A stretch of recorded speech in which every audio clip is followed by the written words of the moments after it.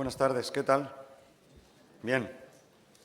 Espero que hayan pasado todos ya el catarro, que la sesión anterior las toses fueron importantes.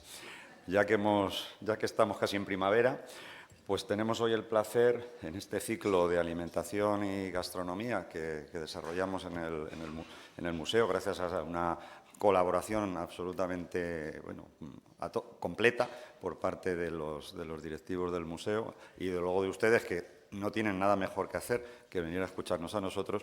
Pues tenemos hoy el placer de hablar, pues yo creo que para mí es un placer, de hablar de un tema que es la gastronomía o la alimentación, el arranque, yo creo, de la cultura gastronómica actual a partir del mundo romano. Cuando hablamos del mundo romano, yo siempre me acuerdo de la película aquella de La vida de Brian, ¿no? Cuando están sentados los revolucionarios y dicen, los romanos hay que echarlos porque no nos han dado nada. Y decía el otro, bueno, hombre, el acueducto, las calzadas, el alfabeto, la alcantarilla. Bueno, pero aparte de eso, yo creo que más cosas que la doctora Almudena Villegas, que está hoy con nosotros, miembro de la Real Academia de Gastronomía, pues nos va a comentar. Ella es historiadora de la antigüedad y de la alimentación, escritora, tiene varios libros en su haber, algunos de ellos los va a presentar en los próximos días también en Madrid, y es profesora también en la Universidad de Córdoba en el Departamento de Nutrición y Bromatología y Premio Nacional de Investigación en Gastronomía. Yo creo que nos va a dar un repaso lo más sólido y breve, por desgracia, dado que no tendremos demasiado tiempo, pero suficiente para conocer qué ocurrió en aquella época, qué ocurrió con algo pues que era básico, como ahora, que es el comer y el beber. Así que ilústrenos. Muy bien. Pues ahora sí. Buenas tardes. Jesús, muchas gracias por la invitación. Muchas gracias a la Casa, el prestigio del Museo Arqueológico Nacional. Bueno, pues les trae también hasta aquí. Así que gracias por la acogida a todos. En realidad hablamos de la gastronomía en Roma y la gastronomía pues nace, yo creo que nace con el hombre. En realidad la gastronomía no es solamente el comer, el hecho culinario, la cocina, sino que parte de algo mucho más, digamos, mucho más clave para el hombre como ser biológico y también como ser intelectual. Es una forma de disfrute, es una forma de elección y es esa diferencia que buscamos y que el hombre paleolítico, que creo que se ha hablado hace unas semanas aquí sobre la alimentación del hombre del paleolítico, pues buscaba, por ejemplo, alimentos calóricos al abrir los tuétanos y al buscar frutos en el bosque pues, que fueran más nutritivos, al que comer carne. Es decir, que la gastronomía, me encantaría dar una notición, la gastronomía nace en Roma, la gastronomía no nace en Roma, porque nace mucho antes y tiene que ver con algo esencial al hombre. Pero sí es verdad que comer y beber en la antigua Roma, desde luego, pues fue toda una experiencia para ellos y espero que la sea para nosotros. A ver si hago esto bien y me hago con la presentación. Vale, sí. Aquí, lo vamos a hacer aquí. Es que cada presentación tiene su cosa y hay que hacerse con ellas antes de llegar. Y vamos a ir al principio. Me van a decir, ¿qué tiene que ver esto con Roma? Pues sí, la gastronomía, la alimentación, siempre nace en un territorio. Es decir, tenemos que hablar de la tierra. Si no hablamos de la tierra, de un medio geográfico, ecológico, desde luego no estamos hablando de nada. La gastronomía no nace en el supermercado hoy, ni nace en el termopolio romano, nace en la tierra. En segundo lugar, aparecen los agentes humanos, es decir, la cultura, la historia, la creación del hombre. Y después aparece cada uno de nosotros, cada uno de ustedes, el individuo receptor que selecciona la oferta que le da la tierra, que la transforma por su cultura y que después la consume. Y bueno, ya vamos empezando con Roma. La gran Roma no solamente fue una civilización poderosa. Todos hemos oído hablar de esa Roma, de las películas. Bueno, pues esa, olvídense de ella. De esa no voy a hablar hoy. Fue muy extensa en el tiempo. Roma se funda, la fundación mítica, legendaria, en el 753 a.C. y podemos datar la caída de Roma en el 476. Fíjense que es el mismo tiempo de la época de Abderramán I y III con respecto a nosotros. Es como si dijéramos, han pasado 12 siglos y seguimos comiendo lo mismo. Ni soñarlo, tenemos una alimentación absolutamente diferente. Pues lo mismo ocurre en Roma. Es una civilización tan larga, tan prolongada en el tiempo y en el espacio, que la comida es maravillosamente diferente a lo largo del tiempo, más que a lo largo del espacio, porque ya veremos que Roma fue bastante homogénea. Con esto sí puedo señalar. Ah, sí, qué bien. Este es una línea del tiempo. Aquí tenemos la fundación de Roma en el 753. Saben que primero, por tener un poco una idea, primero hay una época de monarquía, después tenemos una época de república y después ya llega Augusto, el emperador, que establece ese periodo imperial que comienza pues, un poquito antes del siglo I y hasta la caída de Roma, 476. Todos esos siglos, esa gente no comió lo mismo, no pudo comer lo mismo, porque la alimentación y la gastronomía crecen con el conocimiento técnico, tecnológico, y además con el conocimiento intelectual. Es decir, lo que satisface a una persona del siglo XX no satisfará a una persona del siglo XXX. Esperemos que lleguemos allí, ¿verdad? No hagamos un cambio climático terrible. Pero tampoco satisfaría a alguien del siglo V, porque le resultaría sumamente extraño. Es decir, en definitiva, seguimos siendo hijos de nuestro tiempo, nosotros hoy, tanto como los romanos entonces. Y sigo con la línea del tiempo. Aquí. Es decir, vamos a ir viendo cómo la alimentación está vinculada con el conocimiento agrícola. Los romanos fueron unos ingenieros agrónomos fabulosos. Columela, Catón, Varrón, son autores de grandes manuales, de los grandes manuales de agronomía y también vinculándolo siempre con la alimentación. Primero tenemos una época de autoabastecimiento, es decir, una época primera, casi preurbana, en la que hay latifundios y las pequeñas extensiones se van cultivando, primero con los propietarios y después con mano de obra esclava. Primero sin esclavos y después ya un poquito más adelante en la República con mano de obra esclava. Después se crean los grandes latifundios y los monocultivos, que fueron sumamente rentables. Por ejemplo, los del cereal y los del olivo especialmente, ¿no?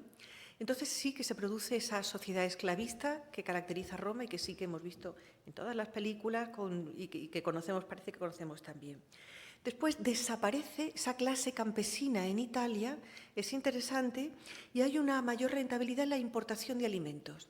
En la propia Roma empieza a dejar de ser rentable eso y de ser mucho más beneficioso comprar el trigo, el cereal, por ejemplo, en el norte de África o en Hispania, o el cereal en la Bética, el aceite de oliva en la Bética.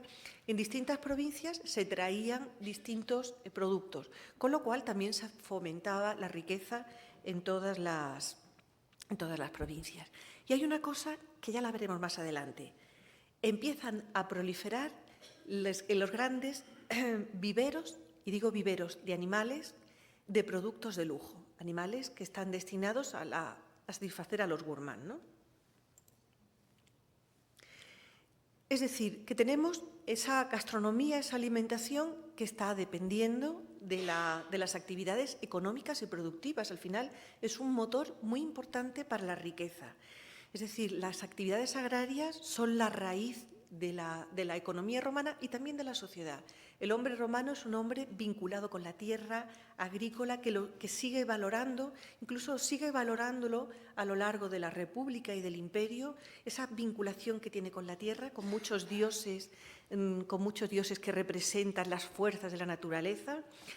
Y desde época muy temprana empiezan a convivir los latifundios y las pequeñas propiedades, que prácticamente se dedican a lo mismo y la única diferencia es el tamaño. El latifundista es más rico, tiene más gente trabajando la tierra, con lo cual también son más rentables desde el punto de vista económico. Y a partir de la expansión a Oriente en el siglo II a.C., que es el siglo del gran cambio en la alimentación romana, que veremos también más adelante, empieza a aparecer una agricultura de mercado que es paralela al desarrollo urbanístico. Es decir, las ciudades crecen, y tienen más necesidades. Y entonces empieza a cambiar la producción agrícola y las importaciones también hacia Roma. Después, la explotación de las tierras para el autoabastecimiento empieza a dejar de ser una realidad que está premiada por la necesidad para convertirse en un trabajo de especialización. El hombre trata de conseguir algo que lo consiguió en el mundo romano, que es sobreponerse a la temporalidad. En invierno hay manzanas y naranjas, entonces pocas todavía, y los trigos pues nos llegan en primavera, pero en el mundo natural, en el mundo vinculado con la tierra, todas las épocas del año no son muy ricas en productos, especialmente el invierno. Y esta fue la gran preocupación de los romanos y el por qué desarrollaron mucho el sistema de conservas. Estaban muy preocupados y muy afanados, no solamente preocupados, sino ocupados en procurar que los meses de frío, las malas cosechas, no les llevaran a una hambruna, que entonces sería terrible. Es decir, íbamos a ese sistema productivo cuya actividad principal es la agricultura, combinada con la ganadería. También hay otras actividades extractivas, como la pesca, la silvicultura también, y la caza. Lo que pasa es que la gran caza estaba reservada, como sucede prácticamente en todas las civilizaciones, a la aristocracia, y la pequeña caza, sí, pues de conejos, de pequeñas aves, pues sí la podía hacerla cualquiera. Son grandes agrónomos, que lo he comentado antes, y el conocimiento de la agricultura lo que va haciendo es reforzar la técnica. Bueno, y vamos a la producción animal. Vamos a ir viendo, ya les he contado un poquito sobre Roma, sobre la extensión, y ahora vamos a ver qué animales comen, cuál es la producción animal. Ocurren varias cosas bastante interesantes. Primero, vamos a ver primero lo que producen, porque producen muchísimos animales. Ganado vacuno, producen cerdo, esto es una moneda con esa forma de cerdo, fíjense qué interesante. Esto es una escena de una matanza de un cerdo. También producen rebaños de cabras y de todo lo que es ganado de oveja, pero se producen más cosas, además de los 3 grandes animales. Estos son unas colmenas. Este dibujo que se ve en la pantalla, ¿verdad? Sí. Son colmenas, es decir, son unos grandes apicultores. ¿Por qué les importan tanto las abejas? Pues les importan porque la miel era uno de los pocos, y no digo el único, digo uno de los pocos fuentes de endulzante que hay en el mundo antiguo, en el mundo romano. Porque ellos sí conocían la caña de azúcar. Lo que pasa es que no la utilizaban en cocina, no llegaron a extraer el azúcar, y lo que hacían era utilizarla como una cosa un poco curiosa. La llamaba, me parece que era Plinio, de una forma muy bonita, muy poética, decía miel cuajada sobre las cañas. Fíjense qué romántico y qué buena descripción nos han dejado, la miel cuajada sobre las cañas. Y la utilizaban para endulzar las recetas de farmacología que eran más amargas. Y también utilizaban para endulzar vinos cocidos, sapa, carenum y de fritum, que son las 3 variedades principales, vinos de fruta o de uva que se cocían hasta llegar a condensar bastante, y con esto también endulzaban los postres, de los que hablaré después. Yo creo que vamos a salir con un poquito de hambre de aquí. Y este otro sistema es un sistema de engorde para lirones. El lirón es un animal muy pequeñito que fabrica muchísima grasa porque hiberna, y entonces en estas ánforas, que tenían un buen suelo, metían esto no son celdillas cerradas, son celdillas abiertas como en un sistema, ¿cómo diría? Está rotando alrededor por aquí por dentro de la ánfora, y dentro están los lirones con bastante comida, y se les proveía una hibernación artificial para disponer de ellos todo el año. Los engordaban y cuando ya estaban suficientemente grasos y preparados, pues entonces se comían. Un animal muy pequeñito, con poca carne, pero una carne exquisita y muy valorada. El vacuno era la carne que menos se comía.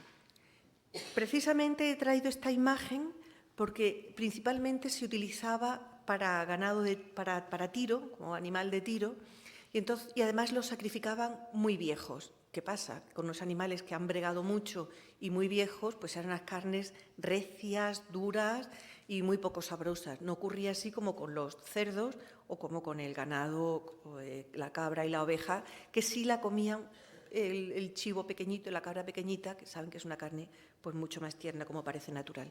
Y este es el último animal que tengo, creo que los he puesto todos, que es el caracol. Les encantaban los caracoles y tenían granjas de caracoles. Hacían la helicicultura. Y el caracol se comía exactamente como ahora. Había caracol pequeño, había caracol grande. Esto, curiosamente, es un trozo de un mosaico que se llamaban asaroton oekon, y se ponían en los comedores, en el suelo de los comedores, porque después de comer lo que hacía la gente era que tiraban los restos al suelo.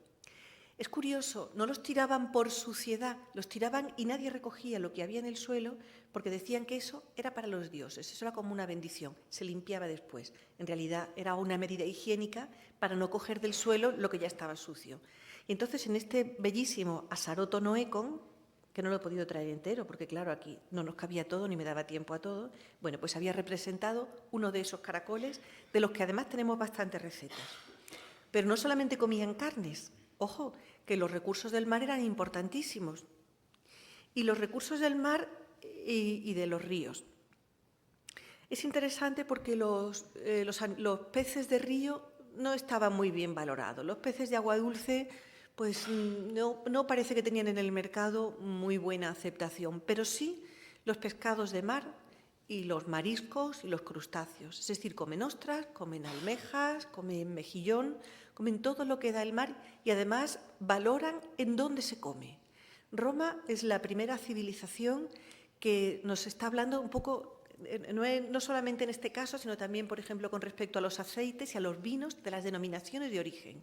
Es decir, saben que el vino de la Tracia o el vino que se hace en la Bética pues son unos vinos de calidad y, sin embargo, les gustan. Es decir, cada orientación de cada ciudad y cada territorio da un distinto tipo de vino que tiene un valor económico, además, en la sociedad, ¿no? ¿Y qué hacen para tener viveros todo el año? ¿Qué hacen para tener pescado todo el año? Pues hacen Aquí. Bueno, no sé, creo que me he saltado esto, me he saltado los vinos. Vale, no estoy aquí. Pues lo que hacen es en la orilla del mar buscan zonas un poco protegidas, pero que el mar tenga entrada y salida para criar a esos peces de forma organizada. Es decir, que tienen producción de pesca prácticamente todo el año, con las especies que ellos quieren. Esto también nos va diciendo que estos pescados lo que están alimentando es a un mercado gourmet. Bueno, creo que esto está repetido. Otra de los grandes productos es el vino. Los agrónomos, quizá uno de los productos que mejor tratan, junto con el aceite, que lo veremos ahora, es el vino. Es decir, son importantísimos viticultores y vinicultores. Conocen tanto el trabajo de la viña como el trabajo del lagar. Es la bebida romana por excelencia, pero en realidad es la bebida del mundo antiguo. Ocurre una cosa, que las aguas que se pueden tomar, con frecuencia, era muy posible que estuvieran contaminadas. De ahí el consumo tan alto de vino, porque podemos decir, bueno, ¿qué pasa? ¿Que los romanos estaban todo el día embriagados? Porque parece que con estos consumos de vino podía darse. Bueno, pues me imagino que habría su casuística, como pasa en todos los momentos de la historia, pero en realidad no estaban todo el tiempo embriagados. De hecho, hasta los niños tomaban el agua con un poquito de vino, de manera, bueno, pues que evitaban en gran medida pues los problemas del agua. Les hablaba antes también de los vinos cocidos, mulsum, sapa, carenum y defritum, que son los vinos que se utilizan más que para beber, se utilizan para las recetas de cocina.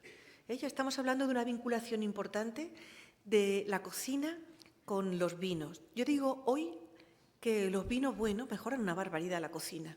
Una barbaridad. Utilizar un vino malo para hacer un guiso en vez de uno bueno lo destroza. Pues entonces ya hacían algo así, utilizaban los vinos buenos para las buenas recetas. Algunos nombres de los vinos, por ejemplo, el Falerno. El Falerno era uno de los más famosos en Roma. El Campano de la Campania, el bético, de mi tierra, de la Bética, el opimiano, que decían que era el de la época de los cónsules. El opimiano era un vino viejo, antiguo, y los vinos no envejecían bien. No tenían todavía nuestros sistemas, se estropeaban con frecuencia. Y entonces lo que solían hacer era mezclarlos para compartir la acidez con el dulzor, con el vino fresco, con el vino viejo. Y al final había realmente especialistas, enólogos, en las casas que se ocupaban de estas mezclas de los vinos. Y además había vinos para regalar, de los que el poeta Marcial cuenta muchísimas anécdotas. Este año me has regalado un vino malísimo, empezaste regalándome un vino muy bueno y ahora el tercer año de hacerte versos me regalas un vino malo, esto no hay derecho, se queja mucho, muy divertido.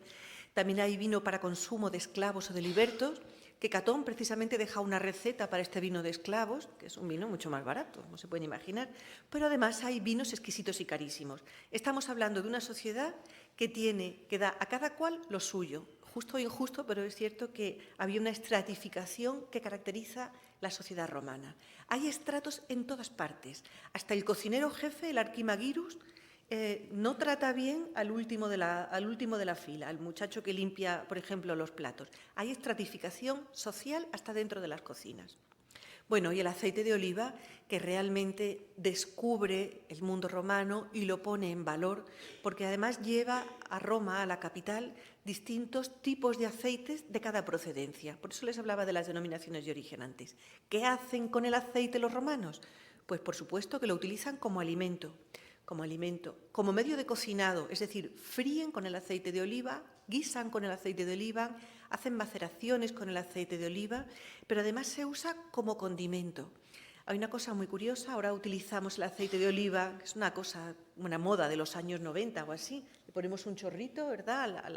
A algunos platos le ponen, queda muy moderno, muy elegante. Bueno, pues nada, hace 2000 años ya recomiendan que los aceites clorofilados y muy verdes se utilicen para decorar un poco el plato. Es decir, no sé si hemos terminado inventando mucho o inventando poco. También se utiliza como conservante. El aceite de oliva es un excelente conservante, pero se utilizaba también en farmacología, como excipiente, y de una cosa muy importante, para dar luz. Es decir, los aceites lampantes, que precisamente por eso se terminaron llamando lampantes, los de peor calidad, los de la última extracción, se utilizaban para iluminar, cosa fundamental en un mundo en el que la electricidad no existía. En rituales religiosos, en cosmética y como vehículo para los masajes. Bueno, y ya de los productos, de los tres grandes productos, vamos a los alimentos elaborados. Los tres grandes alimentos del mundo romano son el pan, el aceite y el vino. Este de aquí es un pan de Pompeya que nos ha quedado fosilizado. Eran panes que tenían esta fórmula para poder coger un pellizco, quedarse con un trozo. Y es un pan doble, como esos panes rústicos de pueblo que se veían antes, ¿no? Que casi hay alguna hora que casi dan ganas de cogerlo. Esto es una reproducción de una almazara hecha, es un poquito oscura la fotografía, pero bueno, el día no daba para más, de una almazara hecha al estilo de la de Catón, que tomé en el sur de Francia, una persona que se había ocupado de hacer una reproducción exacta, muy interesante, y que funcionaba además. Y estos son unos huesos de aceituna, porque en Roma no solamente se utiliza el aceite como excipiente para tal, sino, además de todo lo que les he contado, en todas las comidas se ponía al principio unas aceitunas y normalmente en las casas más elegantes unos recipientes con aceitunas verdes o moradas. Es decir, que ya conocen el sistema de rajado, de aplastado y de preparación de la aceituna. Bueno, y ahora me dirán, ¿nos va a preguntar ahora qué es Roma? Pues sí, ¿qué es Roma? ¿Qué es Roma? Además, esa civilización que vive durante tanto tiempo, Roma fue una ciudad impresionante. Esta es una maqueta del Museo de la Civiltà Romana que se empezó a hacer en época de Mussolini. Parece muy moderna, pero se empezó a hacer en el año 31 o 33, no estoy segura. Y se acabó en los años 70. Fíjense la maravilla de Roma. Puede tomarlo uno casi como una ciudad moderna. Una ciudad organizada, con una estructura en calles, con edificios públicos impresionantes. Si habéis estado en Roma y han visto el Coliseo, desde aquí se orientarán muy bien. Este es el Palatino, este es el gran acueducto, en fin, este es el Tíber, la Isola Tiberina. Es una enorme ciudad con varias cosas importantes, por lo que veremos después. Primero, con capacidad para gastar.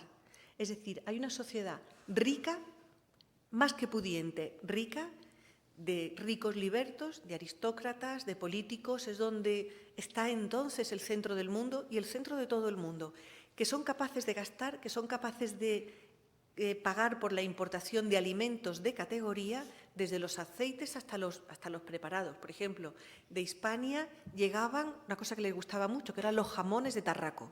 Los jamones de Tarraco tenían un gran predicamento allí, además del aceite y del cereal. Y del sur, de Córdoba, se llevaban alcachofas, era una alcachofa salvaje que se llama alcaucil, confitada en aceite de oliva.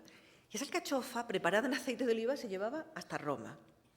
Es gente que ya estamos viendo que tiene esa capacidad. Esta, por ejemplo, esta es la Roma de provincias. Esta es la vía de Mercurio en Pompeya. ¿Qué podría pasar fácilmente por un pueblo, parece por los colores, pues un pueblo manchego, un pueblo pero perfectamente ordenado, con unas vías muy, muy rectas? Y uno, si ve la escena así sin saber de dónde viene, puede parecerle un pueblo moderno. En realidad, Roma es la primera cultura que entiende los beneficios de la unión. Unifica el Mediterráneo, eso de Mare Nostrum era una absoluta verdad y por repetido no deja de serlo. Es decir, todo el norte, esta es una primera época, esto es hasta el 27 después de Cristo. Fíjense cómo el Mediterráneo entero, desde Jerusalén, Egipto, toda la provincia de África, Hispania, todo era romano. Y después, esto ya es en época de Septimio Severo, este mapa, se ha conquistado la Mauritania Tingitania, se ha llegado hasta que se fabricó el muro de Adriano y prácticamente toda la Europa posible, que toda esta zona tenía agricultura más difícil y menos medios, con lo cual les interesó menos. Les interesó mucho la Iberia porque era muy rica en metales. Teníamos oro, teníamos plata y había muchísimas minas de mercurio, de cobre, en fin. El caso es que la Gran Roma tiene una unidad en muchos sentidos. Está muy bien comunicada, con unos excelentes sistemas de vías. Eso de todos los caminos conducen a Roma, no lo decimos nosotros, lo decían entonces. Y era cierto, porque era un sistema de redes radial que terminaban confluyendo de manera que llegaban todos a la capital, a Roma. ¿Por qué? Porque allí es donde estaba el dinero, donde estaba la política, porque allí es donde estaba la buena distribución. Las mercancías más pesadas se transportaban por vías fluviales y después se llevaban hasta el mar, que era la forma más barata de transportar grandes cantidades. Porque no se nos olvide que la capital, Roma, tenía nada más y nada menos que 3 millones de habitantes, aproximadamente. Y 3 millones de habitantes, darles de comer todos los días, pues era una cuestión de política y de Estado, porque lo que se compraba con una población bien alimentada era lo que, bueno, de alguna forma casi se sigue comprando, que es la paz social. Tener una población tranquila para que pudiera votar en sus pequeños comicios a los electores que tenían, pues era una manera de tener a la gente tranquila y contenta. De hecho, en Roma hay una cantidad de festivos abrumadora. Casi todos los días había una fiesta de algo. Todos los días se repartía pan gratuitamente, ¿es cierto? Muchos días a la semana había termas abiertas para todo el mundo podía asistir a las termas, bañarse, adecentarse, limpiarse. Había espectáculos públicos gratuitos y además, eventualmente en esos días de fiesta, distintos servicios religiosos repartían unas veces carne, otras veces daban aceite, otras veces daban una torta de miel, por ejemplo, que era lo que se daba en las ofrendas rituales. En fin, había comida para todos y en bastante cantidad, trabajando bastante poco. Esto es un pequeño gráfico sobre las épocas que tenemos. Hemos visto la monarquía y qué comen en la época de la monarquía. Así, concretando, comen un plato que se llama puls o pulmentum, que el puls es una especie de gachas de trigo que la versión pobre, pues llevaba nada más que las gachas y un poco de sal o miel quizás, y la versión un poquito más rica de los días de fiesta llevaba alguna hortaliza, un poquito de carne, alguna pequeña cosa. El puls, esas gachas, son la comida principal del hombre, el modesto y el rico, la comida de todos los días, porque en la monarquía había menos diferencias sociales. como es la sociedad primitiva, frugal y rústica, que es lo que seguirá siempre en el corazón de los romanos, ¿no? La plena república, que finaliza con las guerras púnicas en el siglo II a.C., que es donde se produce ese cambio. Hay muchos más tipos de pools, ya están jugando con el plato principal. Empiezan a hacer panes en casa y después se producen conservas, gran cantidad de conservas. Son frugales, todavía hay autoabastecimiento y empieza a haber un comercio incipiente que crece mucho según avanza el tiempo. A final de la República las cosas casi han entrado han explotado de alguna forma. Empieza a haber los primeros pistores, que son los panaderos profesionales, que no solamente hacen el pan, también trituran el cereal, hacen el proceso completo. Y con frecuencia están aliadas las panaderías con las cervecerías, exactamente como sucedía en Egipto. En realidad vienen del mismo producto, que es el cereal, y nacen en el mismo lugar físico. Y empieza a ver el garum como una presencia constante, que el garum es una salsa de pescado que alinea todos los platos en el mundo romano y que además incluso se están haciendo ahora algunas reproducciones en la Universidad de Cádiz. Pero si quieren probar una variedad de posible garum, hay una salsa que se llama nuoc mam, que todavía se sigue haciendo en Vietnam, y aquí en Madrid en algunos sitios se puede adquirir, en algunos sitios de chino buenos, ¿no? Allí pueden encontrar nuoc mam, que huele muy mal, pero no se asusten, añádanle alguna cosita y verán cómo tiene un sabor más suave de lo que huele. Bueno, en esa época hay una gran evolución hacia la apertura, las guerras traen también nuevos productos y las cosas ya empiezan a cambiar. Aquí se produce una diferencia importante.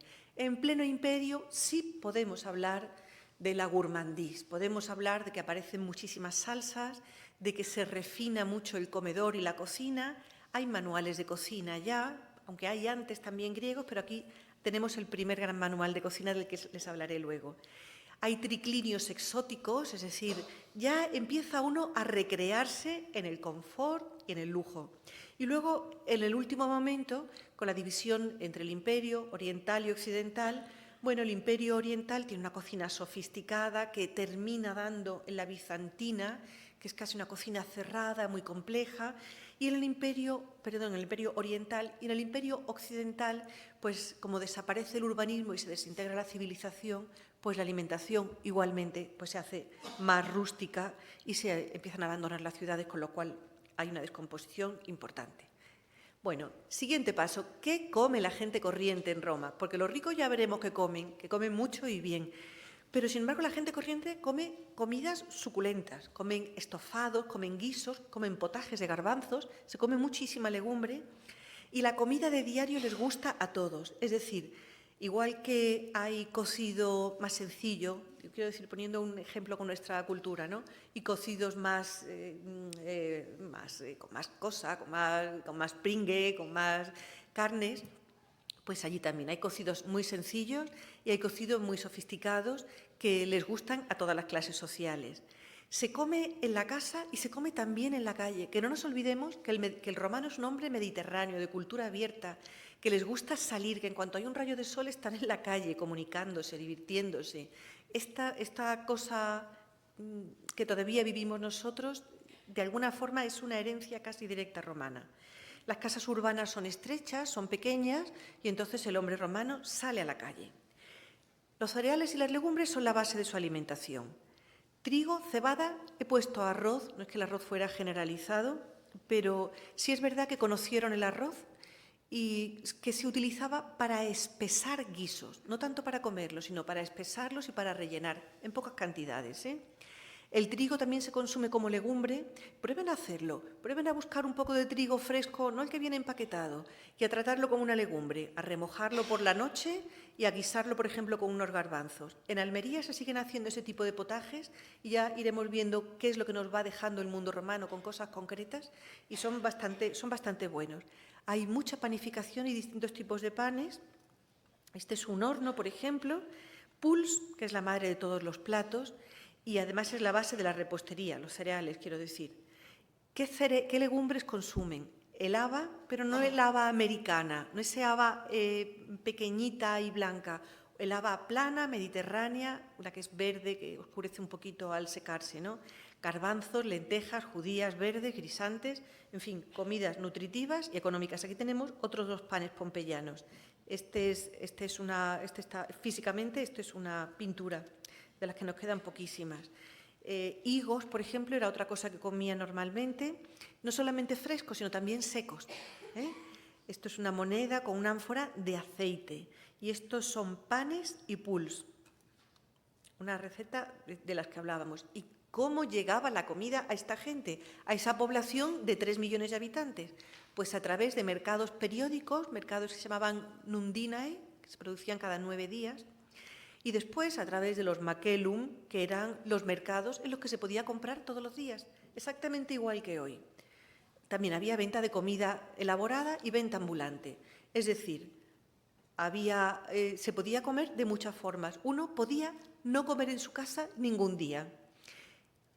¿Cómo compraban todos los días? Bueno, pues la gente se iba a su makelum con la cesta y compraban un trozo de carne, un pescado. Eran grandes edificios con unas infraestructuras para soportar toda aquella cantidad, todo aquel gentío, con unas tiendas pequeñitas se llamaban tabernae. Esas tiendas no son tabernas, como las entendemos hoy, sino tiendas. Se compraba también a los vendedores ambulantes. Esto es una tienda, esta imagen es de una tiendecita de un makelum. ¿Y se compra? ¿Qué se compra? Se compra salchichas, se compra un poco de embutido, se compran unos buñuelos fritos, por ejemplo, con miel. Esto es una estructura de un makelum. Uno de esos enormes makelum, este es el de Pompeya, pero en Roma había grandes y muy importantes makelum. ¿Qué es lo que pasaba con la carne? Llevaban a los animales andando, es decir, vivos, hasta las puertas de la ciudad. Y en las afueras de la ciudad, pegando con las murallas, se sacrificaban a los animales. Se dejaban todos los restos fuera, que no podían entrar legalmente, y se introducían en los makelum, en estos edificios que tienen aquí detrás, las piezas ya cortadas y preparadas. Y se vendía carne fresca. No se mortificaba la carne de vacuno como hoy, se consumía fresca. Se consumía de una calidad extraordinaria porque había venido caminando el animal hasta la puerta 10 minutos antes de que se abrieran los makelum. Este es el foro y el makelum de Trajano. En los mercados de Trajano, que son estos, en toda esta zona, lo que había era un mercado gourmet. En los mercados de Trajano tenemos unos mercados gourmet en los que se podía encontrar, allí era donde estaba el todo, donde podía comprar pescados vivos, que había unas zonas con unos recipientes grandes de obra, con aguas limpias, y los pescados se llevaban allí vivos. Entonces uno podía comprar un pescado vivo y llevarlo a su casa casi más que recién pescado, ¿no? Se podía comprar eso, se podían comprar salsas exóticas, se podían comprar alimentos egipcios, se podían comprar cosas preparadas. En los mercados de Trajano estaba lo más caro y lo mejor. Esta es una reproducción muy bonita porque se ve desde arriba y se ve, bueno, pues toda la gente, todo lo que supone el mercado en una ciudad mediterránea como es Roma y que nos resultaría quizá mucho más familiar de lo que nos podemos imaginar. Es decir, eran unos lugares completos, amplios, bien organizados desde el punto de vista estructural y urbanístico, pero además estaban muy bien abastecidos.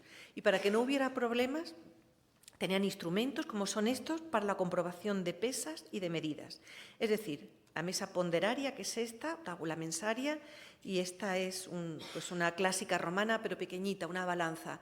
Que había 2 compradores que tenían problema en un peso, un comprador y un vendedor, se iban a la entrada del mercado, que había un funcionario público que tenía que dar fe de lo que se estaba vendiendo y de lo que el comprador compraba. Y entonces establecían las diferencias entre uno y otro. Es decir, que aquello estaba divinamente reglamentado. Esa historia de que los romanos, yo la he oído alguna vez, comían cosas podridas y que les echaban mucha pimienta. Hombre, por favor, no. Una civilización tan bien organizada no comía cosas podridas. Bueno, no sé, en un asalto, en un asedio, en un problema, pero no, eso es una leyenda negra que desde luego les animo a que la quiten. Vendedores ambulantes, que en la calle también se podían comer cosas hechas. ¿Qué comían? Salchichas y embutidos, panes y bollos de todo tipo. Incluso para los niños Había unos panecillos pequeños que lo podían comprar y se compraban nada más que por la mañana, que era cuando los niños tenían clase, estaban con el maestro. Se compraban bebidas y se compraban para los espectáculos, por ejemplo, igual que antiguamente se comían pipas, pues entonces allí se comían garbanzos. En vez de llevar palomitas o pipas, pues comían garbanzos. Marcial decía una cosa preciosa: había tanto ruido en Roma, tanta vida, tanto bullicio. Decía: Roma está pegada a mi cama. Exhausto por el cansancio, cada vez que me apetece dormir me voy a mi quinta, porque aquí no hay quien duerma. Séneca también se quejaba mucho de que en Roma no se podía dormir. Precisamente esta de la derecha, es una imagen de un panadero vendiendo a un padre una de esas tortas especiales para los niños. Tiene mucho valor porque en realidad de Roma tenemos muy poca testimonio de pinturas. Este es uno de los pocos que tenemos. Es decir, hay una venta profesional de alimentos preparados y hay unos ediles, es decir, personas del ayuntamiento ocupadas de que aquello tuviera buena calidad, ¿no? Este dibujo me gustó mucho porque es una reproducción del 19 de un thermopolium. Los thermopolium son los bares de la antigüedad. Allí se podían comprar comidas hechas, desde embutidos y cosas preparadas, frías, para poder llevarse a casa, hasta comidas calientes que se preparaban y se expedían desde aquí, que estaban por la parte de abajo con unas brasas. Es decir, tenían aquí un hueco, en el interior se ponía un recipiente cerámico donde estaba la comida y encima una campana, para que no acamparan las moscas, ni los insectos, ni nada. Y por debajo había brasas. Esta es un interior de una tienda. Entonces aquí se podía comprar de todo: un estofado, un cocido, unas lentejas, cosas corrientes para la gente corriente. Otro thermopolium pompeyano, es decir, en Roma hay comida caliente y abastecimiento para todo el mundo. Y rótulos publicitarios, que dice: habemus in cena pulum piscem pernam paonem y venatores. Tenemos para cenar, hoy hay pollo, pescados, jamón, pan y caza. Bueno, pues la verdad es que no está nada mal. Uno se va y dice: pues tengo para elegir, ¿no? El primer rótulo de marketing de la antigüedad. Y paseando por el barrio chino en Londres, preparando algunas de estas fotos y algún trabajo para mi tesis doctoral, me encontraba con esta china, que no le gustó mucho que le hiciera la foto, por cierto, y le dije: por favor, esto es un thermopolium del mundo moderno, solamente que hoy va con electricidad en vez de con brasas. Pero lo traía para provocarles, porque en realidad no somos tan distintos. Tenemos la electricidad, tenemos la luz, tenemos coches, pero quizá en el espíritu seguimos siendo bastante romanos. Bueno, y vamos a las comidas diarias, a ver qué comían esos romanos día a día. Por ejemplo, desayunaban muy poco: un poquito de pan de la noche anterior, un trozo de algo minúsculo y un vaso de agua. Ese era el desayuno. Después la gente se iba a trabajar, cada uno a su ocupación, ¿no? Y a la hora del almuerzo, a las 12 o la 1, tomaban lo que llamaban prandium, que era un almuerzo ligero o más bien un aperitivo. Y el momento en que terminaban su tiempo de negotium, entonces era cuando se dedicaban a la comida y a disfrutar del otium, del disfrute, de lo que consideraban plenamente humano. Y en esa cena, que era ese momento realmente especial, tomaban primero un aperitivo, que se llamaba gustatio, después tomaban la prima mensa, que era todos los platos principales, y después la segunda mensa, que eran los postres. Y después había tiempo para disfrutar, para la comisatio, bebida y conversación. No necesariamente todos los días había un gran banquete, pero sí este es el ritmo ordinario de todos los días, especialmente para las clases más adineradas, porque todo el mundo, esto se celebraba en las casas, no se celebraba en las casas pequeñas, sino en las domus, en las casas aristocráticas. Esto es parte de esos instrumentos para cocinar, una cratícula. Esto es para escalfar los huevos. El dibujo, si queda justamente al revés. Para escalfar huevos, unos cuchillos, unos moldes para hacer unos fiambres de carne. El instrumento más antiguo de cocina que existe, que es el mortero, más allá del cuchillo, por ejemplo. Y bueno, nos vamos a las élites. ¿Qué comen? Comen lo mejor. Lo primero es porque disfrutan de unas casas extraordinarias, en las cuales hay espacio para despensas, para cocinas muy bien equipadas, para gente. Pueden comprar buenos productos y además tienen mucho personal de servicio. con conocimiento técnico y con disposiciones para hacer lo que quisieran. Y, por ejemplo, esta es una reproducción de la Villa de los Papiros en California, es el Museo Getty, una maqueta virtual que es espectacular. Bueno, les traía esto como muestra de una casa de un rico adinerado romano, pero para que viéramos cómo la calidad de la arquitectura también tenía un reflejo en la calidad de las cocinas. Y una gente que vive de esta forma no se dedica a comer cosas de mala calidad, ¿no? Esto es un dibujo más, una fotografía más del Museo Getty. Este es el jardín interior o peristilo. Este es otro que es una delicia. Imagínense aquí poder nadar, poder bañarse. Y después llegamos al banquete. ¿Qué ocurre dentro de esas casas que estamos viendo? Bueno, pues dentro de esas casas, más allá de la comida diaria, esos banquetes romanos, míticos casi, bueno, se decía que en los triclinios, que eran estos, a ver si esto me funciona así, el triclinio, que eran estos lechos, tenía que haber más invitados que las musas, que eran 3, es decir, más de 2 personas, no estaba bien visto que se sentaran a cenar porque ya no había tanta conversación. Y menos que las gracias, que son 9, que eran los que cabían en un triclinio. ¿Que había mucha gente en el banquete? Pues se ponían más triclinios por toda la habitación. Era muy fácil, se repetía este esquema hasta que fuera necesario.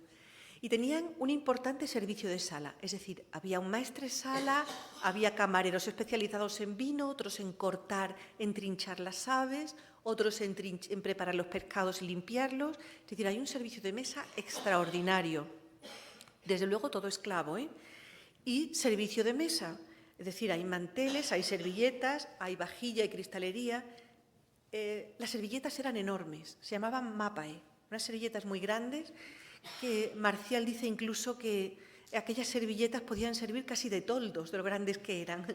Y es que con esas servilletas se hacía de todo. No sé, cada invitado se llevaba la suya de su casa.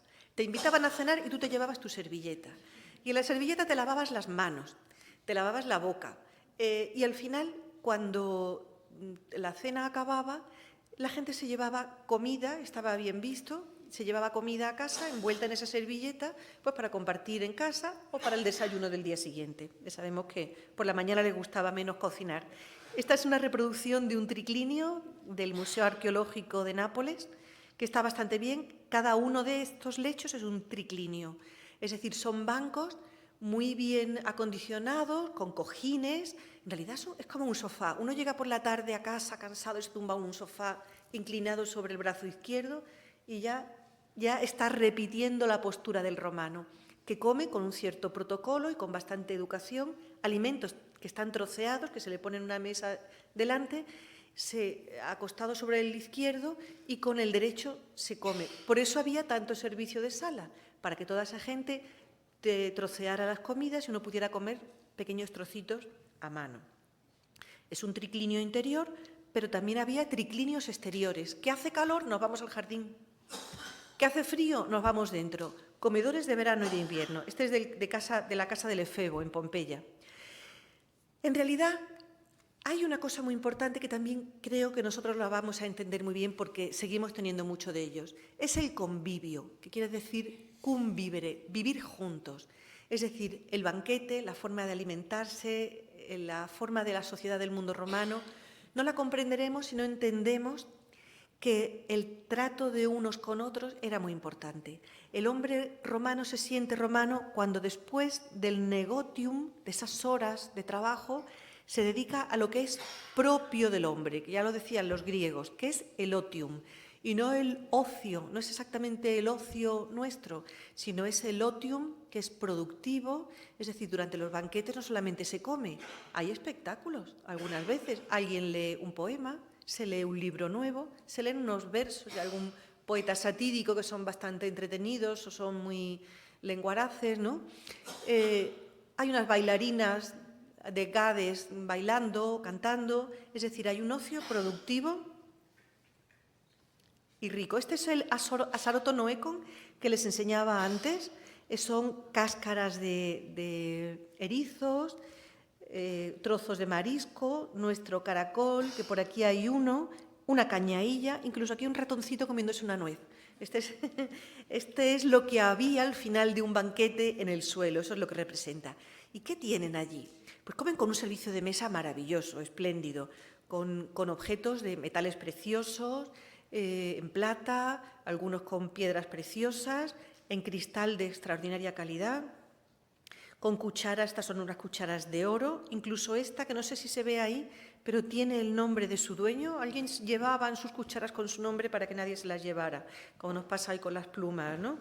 Este es un tesoro que se encontró en Francia, este es el tesoro de Boscoreale, que se encontró en Pompeya, con unas piezas espléndidas, que no eran de decoración, eran para servir la mesa, todas en plata, ¿eh?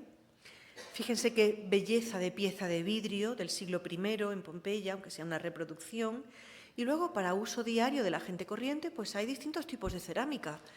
De loza mala, tal, de loza no, de cerámica de mala calidad, la podemos comparar un poco con la loza basta, pero también hay cerámica fina de muy buena calidad. Y estos son algunas de las imágenes pues, de esa Pompeya. Esto es un fresco del Jardín de Livia, que precisamente por este hemos llegado a la conclusión de que se conocieron los cítricos en el mundo romano. Se importan de Oriente muchísimas especias, se importa pimienta, se importa clavos, se importa cardamomo, se importan muchas especias que les gustan mucho y les gusta mucho cambiar los sabores. Toman fruta, las frutas eran más pequeñas, por supuesto de temporada, pero con más sabor todavía que las nuestras. Los higos que hemos visto antes, que se comen frescos y secos. Y ahora casi estamos llegando al final. ¿Tengo 10 minutos, Jesús? ¿Sí? ¿Para rematar? Si no lo estoy aburriendo, les voy a hablar de Apicio. Que Apicio, digamos, que es el gran representante y además muy querido por mí porque he estudiado su vida y su obra casi desde que empecé mi trabajo de investigación hace ya algunos años. Bueno, pues Apicio, que se habla de un recetario, Apicio no era un cocinero, era un millonario sibarita que le encantaba la cocina, que le gustaba comer bien y que escribió una parte de un recetario que se llamó De Re Coquinaria. Era un hombre muy rico, vinculado con las élites políticas, suegro de Sejano, que Sejano fue el gran malvado del mundo romano, fue el gran traidor, ¿no? Y incluso la nieta de Apicio, el hijo de su hija Apicata, estaba prometido con una nieta de Tiberio. Es decir, que incluso la vinculación era tan importante que podrían haber... Lo que pasa es que el niño murió atragantado por una pera, fíjense la anécdota. Pero al final tenía incluso relación familiar con las élites de la familia imperial. No fue el único Apicio. Parece que el nombre tuvo tanta fama y se le dio tanta importancia que otra gente posterior a él que se dedicaban a la cocina, pues se dio por llamarles apicios. Este es un apicio, aunque de nombre no se llamara Apicio. Y de ahí que ha habido en su libro pues algunas partes que se escribieron después de la mano de otros apicios. ¿Qué le gustaba a este Apicio? Pues le gustaba comer bien, y le gustaban los buenos productos. Ese libro de Re Coquinaria tiene 499 recetas, nada más y nada menos, que son muchas. Está destinado a las élites y tiene, es curioso, no solamente tiene recetas muy sofisticadas, que veremos ahora algunas, sino que también tiene recetas muy simples y conservas, incluso algunas bebidas. Incluso, oye, si te has encontrado mal el día anterior porque te has pasado comiendo, tómate esta ensalada que te va a sentar bien. O si te estás mal del estómago, tómate este caldo. Es decir, hay como en el mundo, como en la Edad Media, introduce algunas preparaciones para que puedan sentar bien. Muy, muy curioso. Y estos son algunos de los libros, bueno, son todos los libros, pero claro, no me puedo extender en 499 recetas porque les voy a volver locos. Entonces, el primer libro, están divididas, el primer libro se llama El experto en cocina y tiene algunas preparaciones de vinos, tiene algunas conservas y es bastante simple este libro. Es un libro como para gente que se va a iniciar, ¿no? Luego el libro del Sarcoptes explica cómo hacer albóndigas y salchichas, que por cierto las albóndigas se terminaban aplastando y hacían hamburguesas. Es decir, la hamburguesa es conocida en el mundo romano, no como la nuestra, pero sí una cosa parecida. Que se hacían de carne y también de pescado, Y este libro nos da una receta que les gustaba mucho, que eran las salchichas lucánicas, que se vendían por la calle además. Y farcimina, que era una especie de embutido parecida a la morcilla. Después hay otro libro que es el Quépuros, que es el libro dedicado a las hortalizas, que este es el que nos habla de algunas recetas con fines medicinales. Nos habla de que algo que se ha ido haciendo, yo creo que hasta los años 50, de añadir bicarbonato sódico a las verduras verdes para que se queden más verdes y no pierdan el color. Todavía no sabían que se perdía además la vitamina C y que se quedaban absolutamente sin ningún valor nutritivo, ¿no? Otro libro que hace patinas, que es una preparación romana, budines, guisos de hortalizas con salsas, caldos, en fin. Otro libro dedicado a las legumbres. No se lo voy a leer entero porque lo tienen ahí, si no les voy a aburrir. Y otro libro que es redactado por el primer Apicio, que es quizá uno de los más finos y uno de los más exquisitos. Sabemos que está redactado por ese primer Apicio porque los latines de uno y otro siglo, bueno, pues son diferentes, hay diferencias en el lenguaje. Y tiene algunas recetas curiosas, como una receta de avestruz, que es una cosa bastante extraordinaria, ¿no? Recetas de caracoles, de setas, de caza, de buey, otro dedicado al mar, a las salsas, y al final tiene un añadido de época bastante tardía, del siglo V, ya bastante barbarizado, si me permiten la palabra, un nombre germánico, está dedicado a Vinidario, ¿no? Y es una colección de recetas que son bastante distintas a las anteriores. Bueno, pues este es el gran libro que en realidad sí podemos decir, como decías tú al principio, Jesús, que la gastronomía, si podemos decir que empieza, este es el primer libro que tiene una cierta unidad de redacción y que nos dice que el interés por la gastronomía que hay. Y ya les resumo con un par de diapositivas. Conocen muy bien las técnicas de cocina porque hay cocineros expertos, hay gente que conoce muy bien las técnicas y cómo las sirven ya les he hablado antes. Y cómo preparan todos estos platos que hemos visto, cómo preparan los budines, cómo preparan esos asados que primero cuecen, que luego asan, pues tienen distintas herramientas para asar. Hay hornos para asar pan, hay hornos para asar piezas más pequeñas, hay ollas para cocción, otras para guisos, conocen los adobos y los marinados y la preparación en moldes. El flan, por ejemplo, es una preparación romana. Lo traía porque el fenicóptero, el mosaico, es parte del mosaico con flamenco para el banquete, del Museo del Bardo en Túnez, que reproduce pues, una de esas recetas extraordinarias y llamativas, que esto realmente no era lo corriente en el mundo romano, pero bueno, que también en algún momento pues, se podría repetir. Y estos son algunos recipientes de cocina, ollas, sartenes, marmitas, morteros, y llegamos al final. ¿Qué comen esos romanos? ¿Cuáles son esos platos concretos más allá de la pátina o de los budines? Pues huevos fritos que les encantaban. Los huevos rellenos, que con los huevos rellenos los rellenaban con marisco, ¿no? Embutidos, chacinas, revueltos. Y en cuanto a los postres, por ejemplo, alguno que les puede sorprender es la leche frita, que al final se endulzaba con miel, los flanes, los pestiños, las masas hojaldradas y los helados de hielo y siropes, con hielo y sirope. ¿Qué nos queda en la actualidad? Por ejemplo, la posca, que era una bebida que llevaban los legionarios, que termina dando origen a nuestro gazpacho. La afición por la condimentación típica del mundo mediterráneo, esas gachas dulces y saladas que comían, que terminan deviniendo en nuestras gachas dulces y saladas y también en los salmorejos, que están ahora tan de moda, los asados de todo tipo. Es decir, ¿qué nos queda del patrimonio romano? Pues una gran cantidad de cosas. Nuestro patrimonio alimentario en realidad es una herencia del romano. Y ya termino con esto porque el desarrollo de todos esos cambios alimentarios a lo largo del tiempo se fue notando tanto que si nos vamos al principio, a las palabras de Catón, según Amiano Marcelino, decía: gran preocupación por la comida, gran despreocupación por la virtud. Es decir, que comer bien no estaba bien visto. Pero al final, Apuleyo sí describe las sociedades de la época y dice que había mesas lujosas en las que resplandecen el alerce y el marfil, lechos cubiertos con tejidos de oro, grandes copas de arte tan variado. Allí una cristalería sin el menor defecto, más allá la plata reluciente y el oro deslumbrante, el ámbar. Qué maravilla de cena o de comida poder haberla degustado en aquella época. Muy bien, pues muchas gracias.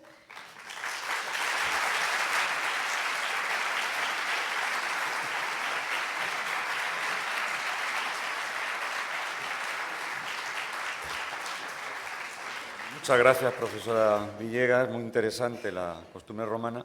Yo creo que todos coincidimos en que comían pues muy parecido a lo que podríamos haber comido nosotros. Quizá cambiaría la receta de la abuela y, desde luego, que lo más importante era la compañía. Sin duda, sin duda. También me parece ser que los romanos no habían descubierto lo que usamos mucho aquí, que es, sobre todo los sitios caros, plato grande y comida pequeña, ¿no? No, le gustaba comer bien, pero fíjate que hay veces que vemos en las fuentes, pues un banquete que había 200 platos.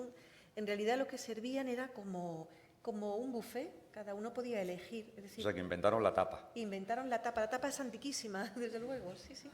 Bueno, yo creo que lo más importante es que pregunten ustedes. Claro. Claro, creo que hay un público, lo digo con un poco de miedo, creo que hay un público muy experto, me han dicho. Les gusta comer. Si es algo que saben ustedes más que yo, no me pregunten. Tenemos por ahí el micrófono. Sí. A ver, para pasarlo, si es complicado. Sí. Espera un momentito, porque si no, no le oyen. Así lo oímos mejor. No sé si me oye, ¿sí? Sí, fenomenal. Era respecto del garum romano. Realmente había distintos tipos de garum y el precio era un precio muy, muy caro cuando era un garum especial. Bueno, no? había varios tipos de garum, había liquamen, había muria, es decir, hay de distintas calidades y de distintos precios. Hay un garum muy caro y muy exquisito, pero en realidad el garum era asequible en sus distintas variedades a todo el mundo. El romano utiliza el garum como el ave creme. En vez de sal, la sal, es verdad, la sal la ponen en la mesa para que cada uno sazone su plato, pero, por ejemplo, fíjese, los huevos fritos los sazonaban con garum. El garum se usa para todo y ocurrió una cosa muy buena, que era un alimento muy bueno para las poblaciones de interior porque tenía mucho nitrógeno. Es decir, terminaba evitando los problemas de bocios, los problemas de falta de yodo. Al final, pues los soldados romanos que iban en las campañas con garum, con aceite y con vino y con pan, parece que se alimentaban de aquello. Pero sí, la respuesta es que hay muchas clases de garum, de muchas calidades, y unos muy caros y otros muy económicos. Todo el mundo accede al garum. ¿Hay algún comentario adicional? Espera un segundito, sí. porque sin micrófono no nos... El garum, me está preguntando qué Bueno, es pregunta por el garum, sí. Sí, ¿qué es garum? ¿Eso qué es? Garum es una salsa. Es una salsa de pescado que se hacía en el litoral, en toda la costa mediterránea, desde Portugal hasta el norte de África, hasta el oriente, hay factorías de garum. Entonces se ponían distintos pescados, no le voy a explicar la fórmula porque es bastante complicada, pero se dejaba fermentar al aire libre, con una fermentación propia por los intestinos de los pescados, y entonces quedaban algunas fracciones de ese garum. Una era muy líquida, como el agua, un poquito más oscura, que era la muria, era el liquamen, y luego quedaba la muria, que era como la pasta de anchoas. La cosa se podía untar un poquito en el pan. Así que el garum lo utilizaban, pues, es que no me gusta decirlo de la ave creme, pero bueno, una cosa así como un sazonador para dar sabor a las cosas, ¿no? Sin decir marcas. Sin decir marcas. Sí, es que es imposible, una pastilla de caldo, ¿no? ¿Y hoy Concentrado. nos comeríamos el garum? Hoy, sí. Sí, una cosa que es una... Sí. O sea, según lo has contado, se me han quitado las ganas. No, o sea, pruébalo. yo el pescado podrido, que le dé el solecito y las tripas. Bueno, hoy he tomado yo un zumo de tomate aliñado con una salsa Perrins, que es de anchoas fermentadas. Pero no lleva tripas, ¿Y no te ha creo. dado asco? Con las tripas, la anchoa lleva la tripa, lleva todo. Y estaba buenísimo. Bueno, es que el proceso, a veces es mejor, si son muy así con el estómago delicado, que no conozcan el proceso. Pero debía estar bueno al final. Fuerte. En realidad en el mundo antiguo se comen comidas que hoy nos parecerían fuertes. Todo tenía más sabor, en realidad porque la fruta y la verdura tenían más sabor, era de temporada y se comía nada más que en su temporada, con lo cual tenían todo el sabor. Eran más pequeñas, eran variedades más pequeñas, porque la mejora genética no había llegado a lo de hoy, pero en los sabores estaban mucho más potenciados por la propia naturaleza, ¿no? Sí, ¿tenemos algún comentario? Sí, quería preguntarte, has comentado que la cocina era eminentemente mediterránea, pero también has dejado caer ahí una pequeña nota de la evolución de la cocina pues quiero pensar hasta la final, hasta la caída del Imperio Romano de Oriente en el siglo XV. Es decir, ¿cómo varió? En el siglo XV, no en el quinto, el quinto. No, en el quinto fue el Imperio Romano de Occidente. Bueno, pero sí, Roma vale. continuó, Estamos hablando de la continúa. cocina bizantina, Eso es, perdón. eso es. Lo que pasa es Digo que a mí me gusta llamarle Imperio Romano, no Bizancio. Bizancio Sí, es un invento, ¿no? sí, Es de un acuerdo. invento. Entonces, quería preguntarte, esa evolución Es el Imperio Romano de Oriente. de Oriente. Lo que pasa es que cuando cayó el de Occidente, el único que quedaba era el de Oriente. Eran ellos, Imperio sí. Romano, a todos los hechos, ¿no? Entonces, ¿cómo evolucionó esa cocina mediterránea, evidentemente de ahí, hacia Constantinopla? Toda esa parte ya de la Edad Media, que Por una seguía siendo Roma.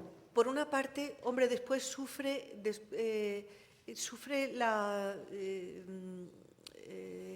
el peso de todo lo oriental. Bizancio, si quiere, o el Imperio Oriental, todo se protocoliza muchísimo, pero no solamente en los usos sociales de la propia corte, sino también en las propias comidas. Todo se complica mucho, hay dobles, triples cocciones, es decir, es el maximalismo maravilloso de la alta cocina romana. Todo se complica muchísimo más. Se produce también una entrada de alimentos nuevos del este, que ya se conocían en época de Lúculo, en época de Mecenas, a partir de ese siglo II a.C. que hemos visto que era clave, pero de alguna forma se enquista, se enroca, se enriquece y crece sobre sí misma. Es decir, es una cocina muy rica, muy pulcra, con una manifestación muy importante de conocimiento, que al final es lo que ocurre allí. Y bueno, es una cocina extraordinaria en el sentido técnico, ¿no? Eso es muy corto para describir una cocina, pero bueno, es un resumen, ¿no? ¿Tenemos algún comentario adicional? Caballero. Bueno, has comentado el gran flujo de comida y de bebida que ha habido en el Imperio Romano, pero también ha habido algún tipo de reticencias en algunas cuestiones que he leído yo. Por ejemplo, se exportaba una gran cantidad de vino, por ejemplo, de Cádiz. ¿Perdón? Una gran cantidad de ánforas de vino de Cádiz, de lo que es el predecesor del vino de Jerez. Y decían en el Imperio Romano, ¿no?, que había que tener cuidado o cierta prevención porque eso podía acabar con el consumo del vino más local, más romano. Es algo que también nos suena hoy en día, que ha pasado también entre la Unión Europea, que sí, más recientemente, ¿no? No estoy de acuerdo con eso, perdón. Quiero decir, el vino entonces romano no es el precedente del vino de Jerez en absoluto. No he dicho que sea eso, no quería decir eso al menos. Bien. Decía que se exportaba una gran cantidad de vino, se importaba hacia Sí, Roma. pero no de Jerez, ¿eh? No de Jerez, pero bueno, de la zona. De la Bética. Sí. Vale. No quería decir, digo, como predecesor, ¿no? Sí. Y que, bueno, pues que esa gran cantidad, pues, podía acaparar el consumo de ese tipo de vino y que podía no consumirse otro tipo de vino de la zona dentro de Roma, ¿no? No. Pues yo por lo menos sí que he leído eso. Quiero decir, hay autores para todo y pueden tener su opinión. Entonces es difícil que yo pueda refutarlo sin tener más información. Pero no, el romano es bastante abierto. En realidad ellos no consideran que Hispania no sea Roma. Los hispanos de entonces se consideran romanos. Y entonces es como si la gente vamos a hablar de los jerezanos, ya que los hemos puesto aquí y no tengo nada en contra de ellos, ¿eh? Como si los jerezanos dicen, no, yo soy de otro país, los de Madrid son de otro sitio. Pues no, señor, no. Entonces, de alguna manera eso nos lleva a la consideración de que los romanos de provincias se consideraban romanos. Por ejemplo, en Roma, como cosa curiosa, se reían de los de provincias de la Hispania porque tenían un acento horrible, hablaban un latín fatal. Entonces se reían de los provincianos que venían un poco catetos y tal, pues a la capital. Eran los de la Bética solo, ¿no? No, los de aquí también. Se reían de ese acento que les hacía gracia y que se criticaba. Les hacía gracia y lo criticaban a la vez. Es decir, tenemos que pensar que no éramos una colonia romana, que éramos romanos. En Hispania, en la Galia, en Grecia también se romanizaron. Eran romanos de la provincia de Grecia, romanos de la Mauritania, romanos de Egipto, pero todos romanos. Es decir, el romano de Roma no dice, estos son extranjeros, no, considera que son provincianos. Es decir, no sé si es mejor ser cateto que extranjero, pero bueno, eso es esa es la consideración que ellos tenían. No sé si nos queda alguna preguntita más. Allá al fondo. Este señor. Acatón el Viejo. Sí, Sí, sí. Disculpe, lo tenía que haber hecho. Tenía que haberlo entrecomillado. Y Gracias. allí tenemos una última pregunta para que no nos perdamos el tren de vuelta a casa. No, creo que llego. Espera un segundito, que desde aquí no te oímos. Sí. Si está documentado cuándo empieza a decaer o hasta cuándo pervive la costumbre del triclinio en las clases altas, porque supongo que las clases medias y bajas no cenaban en No, triclinios. por eso he hablado del banquete. Las clases bajas no hay clases medias. Hay ricos y hay pobres y hay libertos enriquecidos, que digamos que no son socialmente aceptados, pero no los podemos considerar clase media. En realidad el triclinio se usa mientras los romanos consideran el triclinio y la fórmula de su vida y de su comida incluso, pues algo intrínseco con su propia civilización. Y si bien es verdad que al principio del imperio no se come en triclinio, sino que la gente come sentada y comen juntos toda la familia. Las familias son el pater familia con la familia directa, con los abuelos, con los tíos y con los esclavos. Comen todos juntos porque se consideran familia y el pater familia se considera responsable de todos. Sin embargo, el triclinio se sigue utilizando durante todo el tiempo, incluso pervive hasta el siglo VII y VIII en forma del banquete galo-romano, que es un banquete que incluso incluye a los miembros ya de la Iglesia y se sigue utilizando el triclinio, porque lo consideran algo culto, algo de sus raíces. Entonces consideran que los bárbaros, también es que no les he hablado, claro, esto hubiera sido muy largo, hablar de cómo se considera el romano frente al bárbaro, que el bárbaro le llaman bárbaros porque no saben pronunciar bien, están ridiculizando con la palabra bárbaro esa forma de hablar pues, de los germanos, por ejemplo, ¿no? Y esas diferencias entre una cultura y otra, que también son diferencias en la alimentación, pues también son diferencias en la forma de sentarse, en el uso del triclinio, pero hasta épocas bastante tardías se siguen utilizando. No los bárbaros, cuando los bárbaros llegan y destruyen una forma de vivir, imponen su forma de comer en algún sentido, pero el banquete galo-romano queda ahí un poquito como una última esperanza que después termina desapareciendo. Venga, la última. Con salir de aquí. Para que así el señor del micrófono deje de hacer deporte. Bueno, le va a sentar muy bien.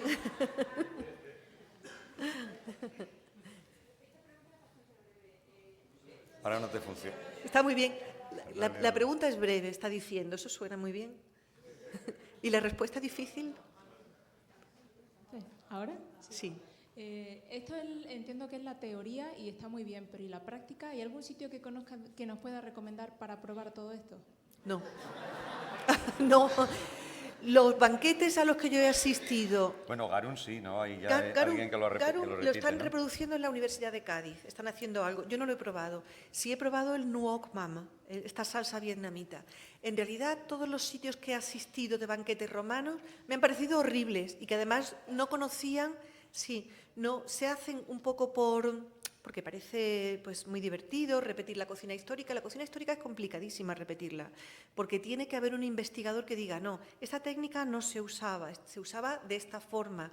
Y entonces, no siempre todos los cocineros tienen esa documentación espectacular. Yo a los que he asistido me han decepcionado mucho, porque están utilizando, por ejemplo, maíz o un poquito de tomate para dar un color o no sé qué, y entonces te mueres, ¿no?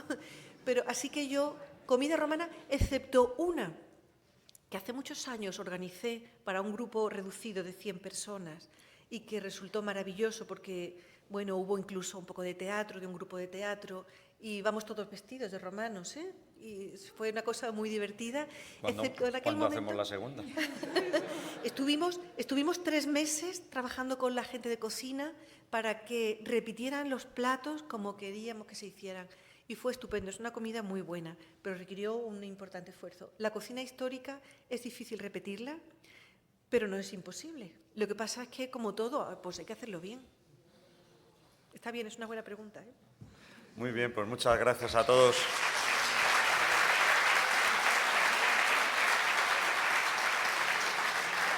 Muchas gracias, profesora Villegas, y dentro de 15 días seguiremos con el Convivium. Gracias a todos.